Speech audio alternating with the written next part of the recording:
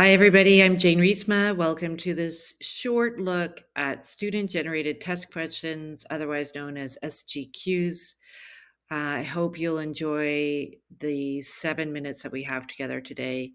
Before I get started, I would like to respectfully acknowledge that Gibson's, BC, where I live and work, is located on the territory of the Squamish Nation.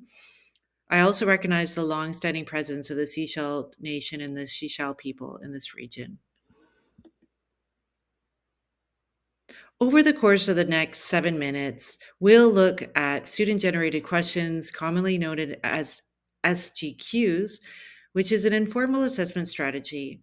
We'll explore what this strategy is, what context you would use this strategy in, its limitations and advantages, and best practices, as well as applying feedback. What is SGQ, or student generated questions? Well, simply put, a teacher or instructor asks students to create quiz or exam questions and answers based on the material learned in class. The most popular use of student generated questions is in preparation for a test or, more commonly, a major exam. However, it can simply be used as a way to engage students in creating critical thinking discussions within a class. This is referred to as interest-based inquiries. I would do most of this activity in a classroom, which can be virtual or in person. However, as I will discuss in best practices, students can prepare some ideas in advance and post them online. This process has many advantages for students. If students engage questions that involve higher cognitive skills, student-generated questions are linked to increased self-directed learning and increased conceptual understanding. Self-directed learning is a key element of andragogy, otherwise known as adult learning. Higher level questions encourage critical thinking skills. Student-generated questions increase student motivation to recall and use information learned in class and to think deeply about material. Self-motivation is another key element of andragogy. Students actively contribute to the course, which increases their active engagement through feeling increased ownership of this course. This gives students a sense of autonomy and control, and this also stimulates curiosity and interest in the subject. Students can scaffold higher order thinking on top of factual knowledge based because questions can range from lower to higher on the Bloom's taxonomy framework. Students start to think about self-assessment as well. How can they evaluate their own knowledge? And instead of being teacher-centric, the learning becomes student-centered. Finally, students can try out a test question in a low-stress environment. There are also great advantages for the teachers.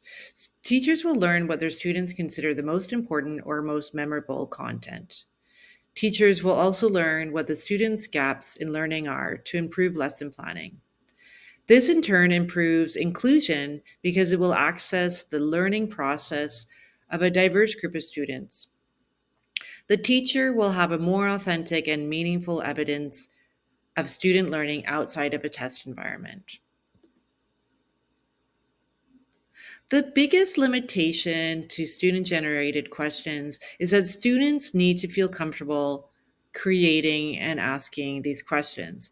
This is a very new process for them. It may be easier for them to come up with factual questions rather than reflective questions.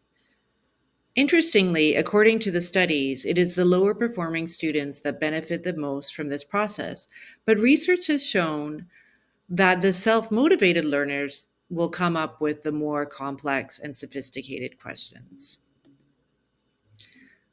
There are some great tips to make this work well for the student. First, give clear instructions of what a good question is. Consider even giving examples using the Bloom's taxonomy framework. Encourage critical thinking questions. Be clear on what topics are being covered.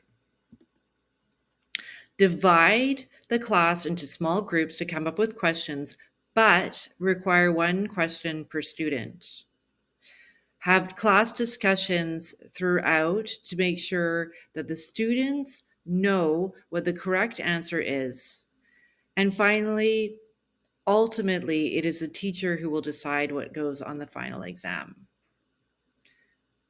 Before the test, give your class plenty of time. Start the process at least 2 or 3 weeks, up to a month before a final exam.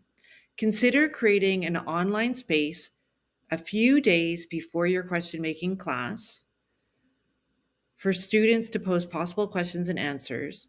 Leave lots of time to have all questions presented within the class, and then leave lots of time for students to prepare before the final exam. It's very important for teachers to provide feedback to the student on this process. Students must know what the correct answer is by the end of this activity. Describing the Bloom's taxonomy would be very beneficial so students learn the different types of questions the exam might have. And then referencing this with when your class explores the different questions and answers. Explain how you might value different types of questions in terms of marks.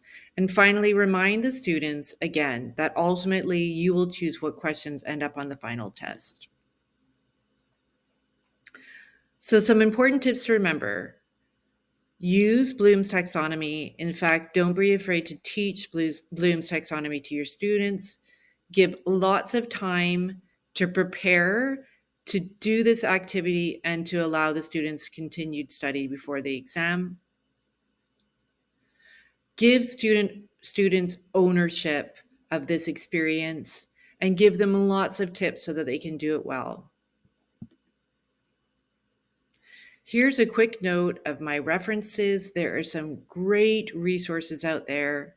And finally, thank you so much for joining me today. I hope you found this as educational as I did.